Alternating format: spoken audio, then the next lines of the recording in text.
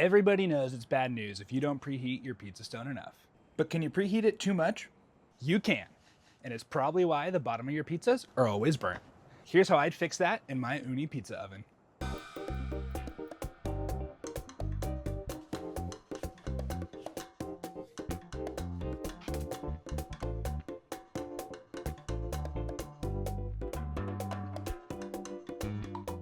The main thing cooking the base of your pizza is the heat from the stone.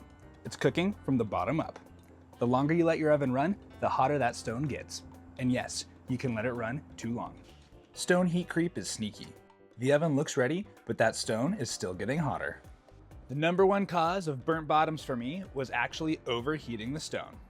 I used to think more heat always meant more better. You bought an oven that can go to 1,000 degrees, why not let it rip? Unlike a conventional oven, your pizza oven can't be set to hold a specific temp. Even after you've preheated the stone, the oven will just keep on heating. It's up to you to adjust accordingly, or else your stone temp will sneak up while you're prepping your pies.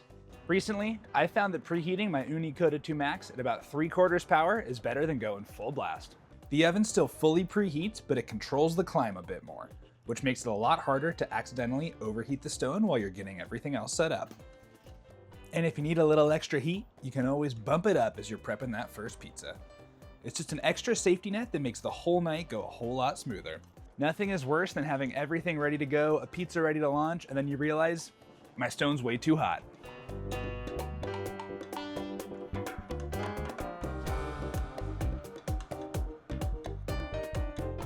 Here's the big idea. A hotter stone isn't automatically better. Depending on what style of pizza you're making, the heat of the stone can cook the bottom way too fast for the toppings to catch up. Some styles, like New York or pan bakes, need that temp a lot lower than you would classically have it for a Neapolitan style pie. A stone that's too hot can give you a blackened, bitter bottom before the toppings are ready to go.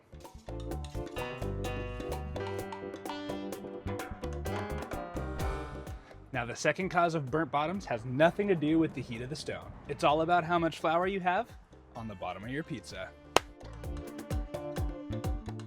Loose flour burns incredibly fast at high temperatures. And once it burns, it can stick to the crust and make that bottom taste bitter. What's helped me while shaping my pizza dough is trying to keep the dusting of flour super light, and once it's ready, lifting it off the table to shake off the excess.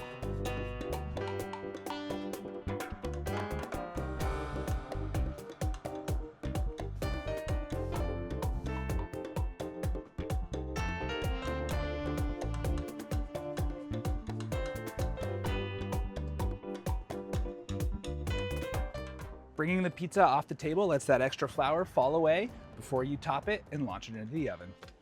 If you're just starting out, I recommend launching with a wooden peel. Once your pizza's shaped, sprinkle a light dusting of semolina on the peel, rub it around, lay down your dough, and then build your pizza. Before you launch, do the shake test. If it doesn't slide, it's super easy to just lift the sticky spot and add a bit more flour right where you need it. You may end up with a little extra burnt flour in there, but that's way better than a pizza that won't even launch. As you get more reps in, you may want to try launching with a perforated pizza peel. Shape and build your pizza off the peel, then gently lift one edge and confidently slide the peel underneath. Give it one final stretch on the peel, shake it, and if it slides, launch. You do have to be a lot quicker with this method. The longer you let a pizza sit while it's topped, the stickier it's going to be, but those perforations in the peel let any excess flour fall away before it ends up in the oven. I'll link all the peels I use in the description, just in case you want to try anything out. Fix number 3 is a small workflow tweak that made a huge difference. When you go to turn the pizza, try to put it right back where it started. Think about it this way. Right before you launch your pizza, the stone's at maximum hot. But as soon as you launch that pizza, it's starting to pull heat out of the stone, but only where the pizza is. If you keep moving the pizza to an untouched area of the stone, you're essentially giving the bottom a new blast of maximum heat. When I launch a pizza, I always aim for the middle of the stone. That ensures the entire thing gets even heat on both sides and gives me an easy target to return to after each and every turn. And this is why I love the turning peel. You can definitely do this with a perforated peel, it's just a little trickier. You just want to avoid parking the pizza on a previously untouched, ripping hot section of stone. This is especially helpful on longer bakes, where the time the pizza spends in the oven is a lot more of a factor.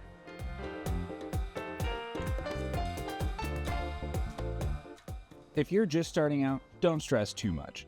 You're gonna burn a few pies. It's all part of the process. And remember, those burnt pies still taste great. Not ideal, not inedible. Just take note of what went wrong, and remember, don't overheat the stone, try to control your excess flour, and when you turn that pizza, put it right back where you started.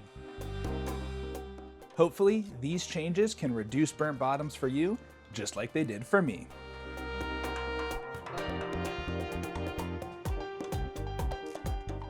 Let me know down below which one of these made the biggest difference for you. Thanks for checking out Backyard Pizza Lab, and I'll see you on the next one.